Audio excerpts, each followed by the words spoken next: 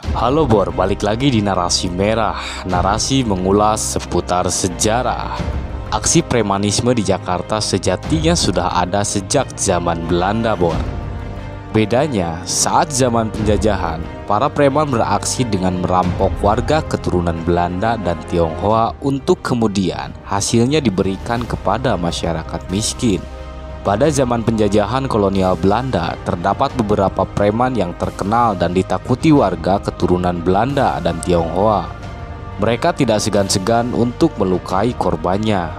Bahkan pada pertengahan akhir abad ke-19, masyarakat Batavia telah mengenal sosok Muhammad Arif alias Haji Darip yang menguasai Klender, Pulau Gadung, Jatinegara hingga Bekasi. Sepak terjang kelompok Darip ini sudah kesohor pada waktu itu, sehingga pemerintah Hindia Belanda membuat sayembara dengan mengiming-imingi hadiah kepada masyarakat yang bisa memberitahu keberadaan dari sosok Darip itu. Dahulu, target operasi yang dilakukan oleh kelompok Darip bersifat patriotisme dan perampokan. Kelompok ini sangat selektif mengincar target operasinya. Biasanya mereka mengincar orang-orang berkulit putih seperti Cina dan warga keturunan Belanda. Pertengahan abad ke-19 sebenarnya ada juga beberapa preman yang sama kesohornya. Mereka menyebutnya dengan nama Siconat yang biasa berbuat kejahatan di kawasan Kebayoran Lama hingga Tangerang. Sedangkan di kawasan pantai utara, ada preman bernama Angkri yang menguasai kawasan Marunda, Tanjung Priuk, dan Ancol. Keduanya itu sama-sama merampok untuk diberikan ke warga miskin. Sepak terjang Angkri hampir sama dengan si Pitung yang sudah melegenda di Marunda. Kendati begitu, belum ada catatan yang mengaitkan kedua orang ini. Pasca kemerdekaan Indonesia, Jakarta yang menjadi ibu kota negara memasuki zaman yang rawan dengan kekerasan dan tindak kriminal. Sebagian besar pelakunya merupakan eks-pejuang laskar yang kehilangan pekerjaan karena revolusi telah usai. Mereka yang tidak terakomodir dalam institusi resmi militer memilih dunia kekerasan untuk menyambung hidupnya. Daerah-daerah yang menjadi sentra ekonomi seperti Senen, Tanah Abang, dan Tanjung Priuk menjadi tempat untuk menyandarkan kebutuhan hidupnya. Mereka menjajakan diri sebagai penjaga keamanan, centeng alias jagoan. Daerah-daerah ekonomi itu menjadi lahan perebutan kekuasaan, baik antar individu maupun antar organisasi pengelola keamanan. Hal inilah yang menjadi penyebab utama daerah tersebut dinamakan oleh masyarakat umum waktu itu sebagai daerah dunia hitam yang dianggap seram dan menakutkan. Tanjung Priuk sebagai pelabuhan utama kota Jakarta menjadi salah satu lumbung ekonomi yang dipenuhi oleh para jagoan. Mereka berangkat dari berbagai macam latar belakang etnis dan golongan. Secara umum tidak ada penguasa tunggal dari latar belakang etnis dan golongan itu dalam dunia kekerasan di kota Jakarta. Dikutip dari situs sejarahjakarta.com, dua etnis yang pernah eksis dalam percatutan dunia hitam di Jakarta Utara atau di Pelabuhan Tanjung Priuk dan sekitarnya, yaitu etnis Bugis dan Banten.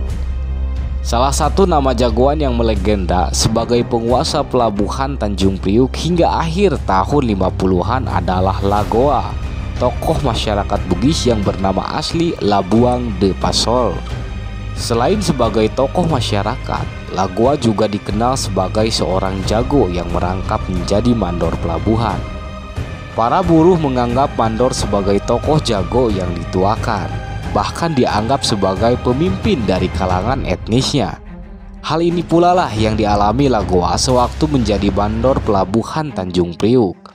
Tidak hanya di kalangan etnis Bugis Makassar saja, Lagoa juga dipandang sebagai tokoh masyarakat yang punya karisma oleh etnis yang lain yang ada di seputar Pelabuhan Tanjung Priuk kala itu.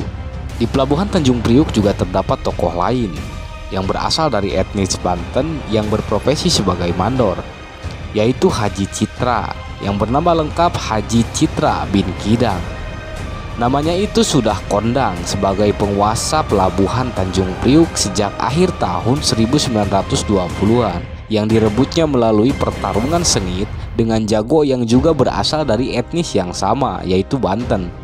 Kedatangan Lagoa ke pelabuhan Tanjung Priuk sedikit banyaknya mengusik pendaringan Haji Citra bin Kidang.